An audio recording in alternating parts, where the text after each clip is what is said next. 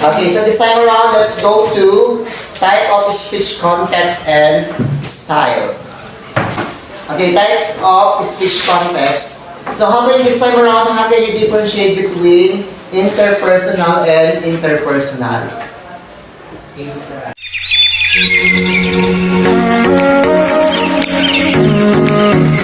Alright, for today's video, we'll be having our review for the midterm exam. Hinintay ko lang aking mga estudyante. 2 minutes later.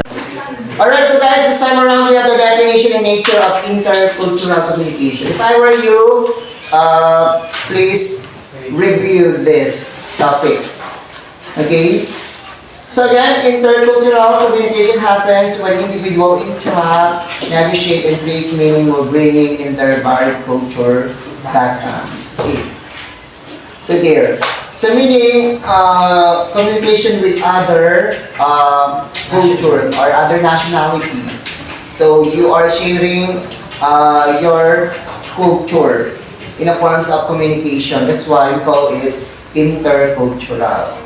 And this time around, we have the developmental model of intellectual sensitivity, or the DMIS, offer a structure that explores how people experience cultural differences. That's why we have stage 1, that is denial.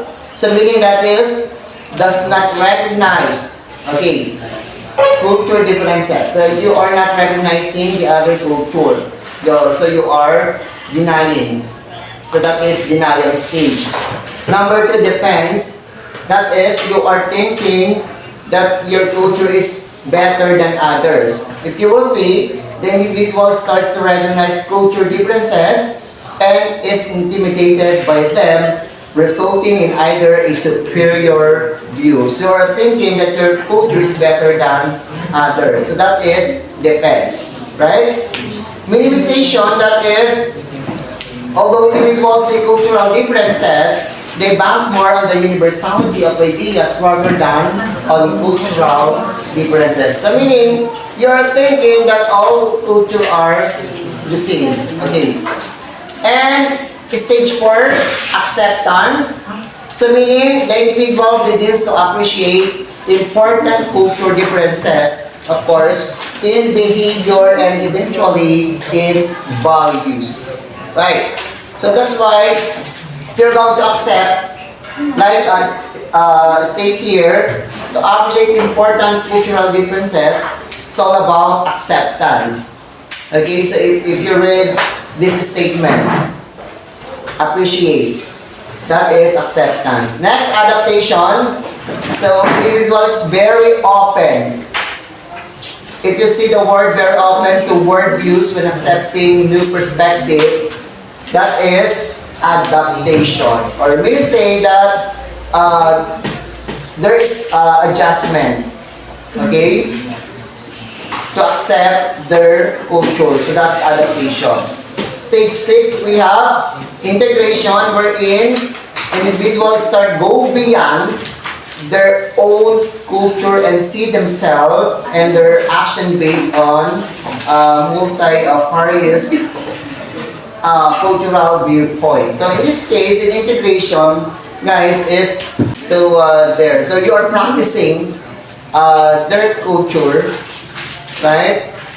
And you're going to impart your culture, their culture to our cultures. That's about integration.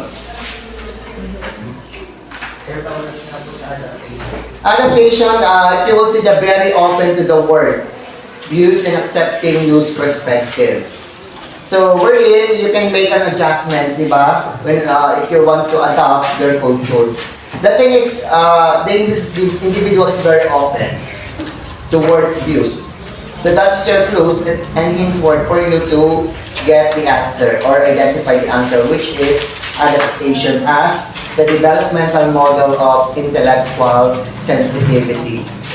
Okay, so let's keep the characteristic of competent intercultural communicators. Let's skip this one. Okay? Questions so far? Okay, so this time around, let's go to type of speech, context, and style. Okay. lot of question coming from this topic. Okay, types of speech context. So how can this time around, how can you differentiate between interpersonal and interpersonal?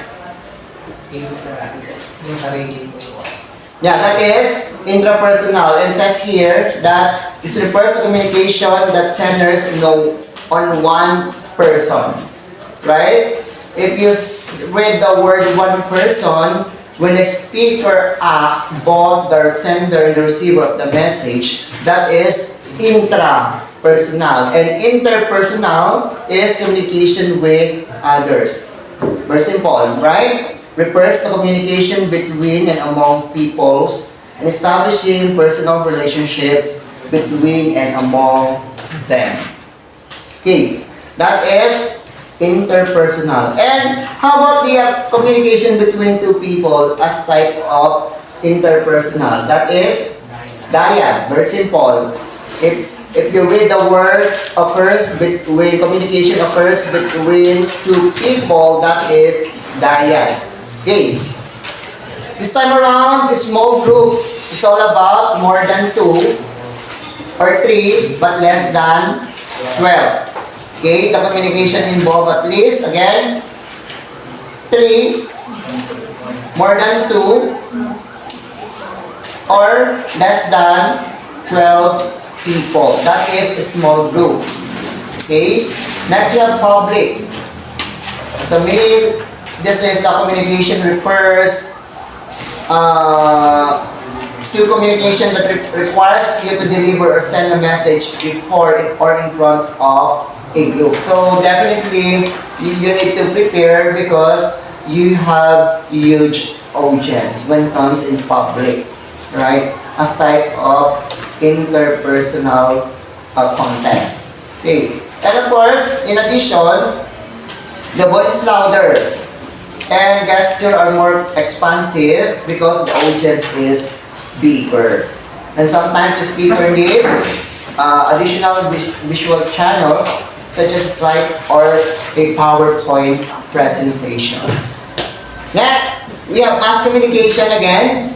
Refers communication that takes place through, if you read the television, radio, newspaper, or magazines, book, billboard, internet, and other types of media. That is mass communication. Alright? Alright, this time around, any questions so far?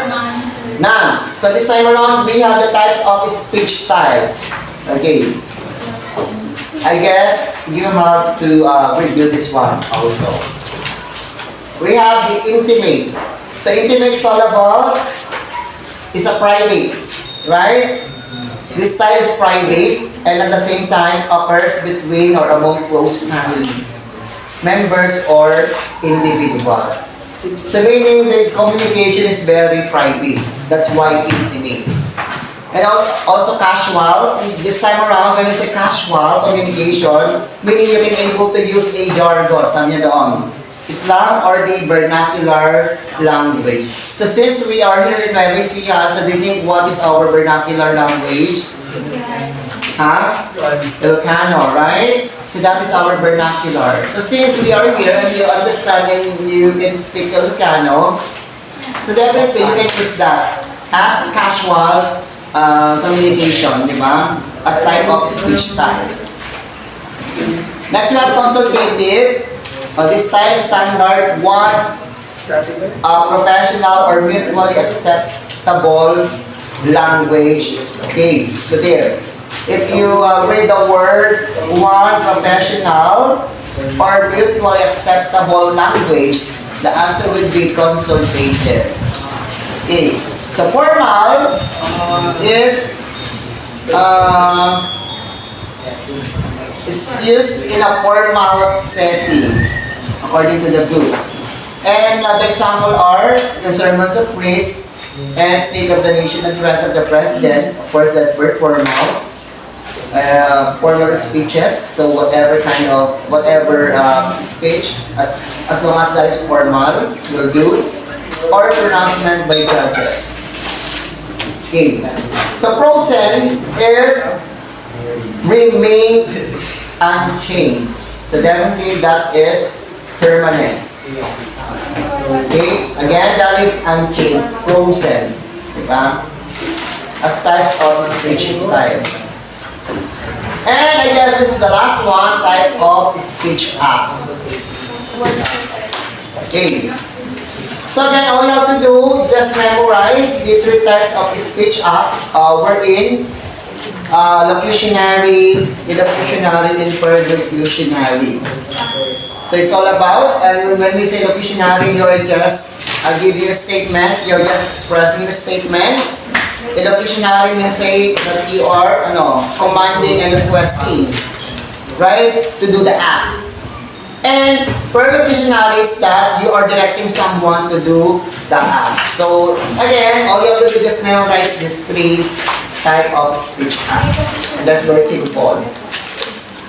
Next, we have formative. So when we say formative, means say if you read the right person and under the right circumstances result in a chance in the word. So means say that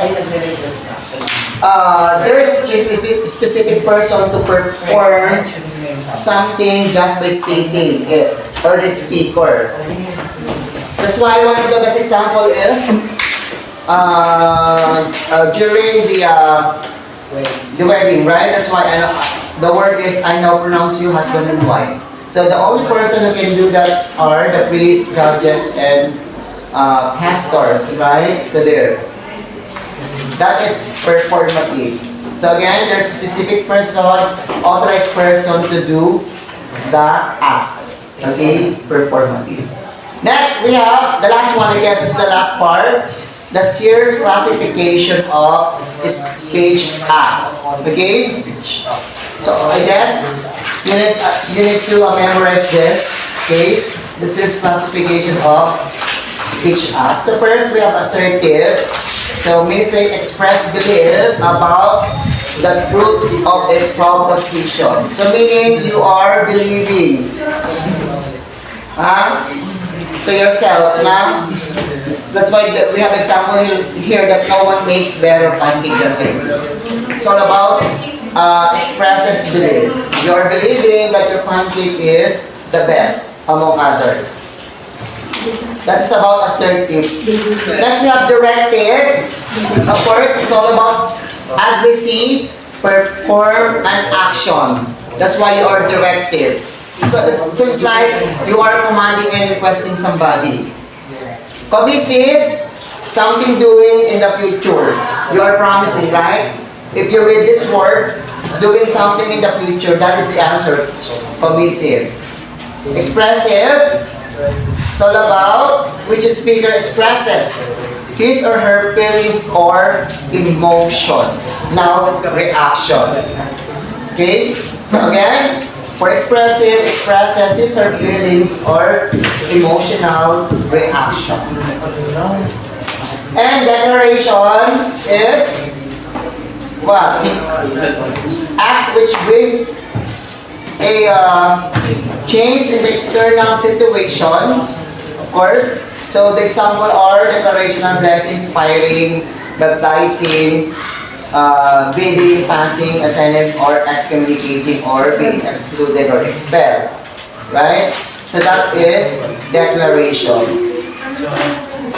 Alright, and now we have our review for the upcoming midterm exam.